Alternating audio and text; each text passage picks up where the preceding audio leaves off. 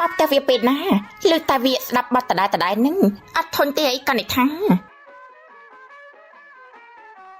វស្យុនឹងមានតែពីបាត់ទីប៉មួយស្ដាប់ចម្រៀងនិងប៉មួយទៀតនិយាយស្អីក៏មិនដឹងស្ដាប់បានតែយើងស្ដាប់តែចម្រៀងនឹងទេមួយថ្ងៃគេចាក់10បានប៉ុន្តែបាត់តដែលនឹងធន់ដែរនឹងតែមិនដឹងធ្វើម៉េចអូយបោកចោលត្មងទេអូយស្ដាប់បាត់តដែលធន់ចង់ងាប់ហើយមិនតន់ងាប់ទេអញ្ចឹងនោះត្រៀមស្ដាប់ទៀតទៅម៉ែណៃបនរីនិយាយត្រូវវិស្យុនឹងយើងរើបានខមមិនពិនប៉ុន្តែធុញនឹងស្ដាប់អមិនក៏អត់ថ្មដែរ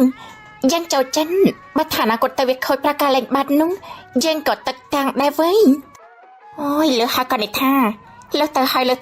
យអញក៏ដូចគ្នាដែររៀបកាន់ជើងគ្នាសម្បើមហ្នឹងប្រយ័ត្នតែត្រមមិនបានយើងលួចអវិស្យុនឹងបោកចោលបាត់ទៅថ្លង់ណាស់អូយថ្លង់សម្បើមណាស់វិញ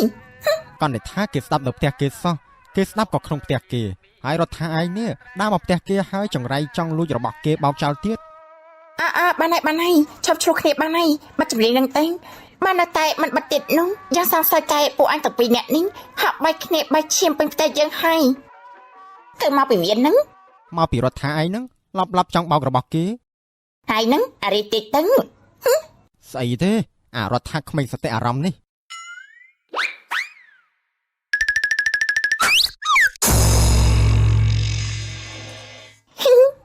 ពួកនេះចាស់ចាត់ចោលប្រេនិពៀនអស់ហើយអត់ចោលសឹងអាចរិតវាយគ្នាដូចក្មេងពៀនហ្នឹងយ៉ាប់ហ្នឹង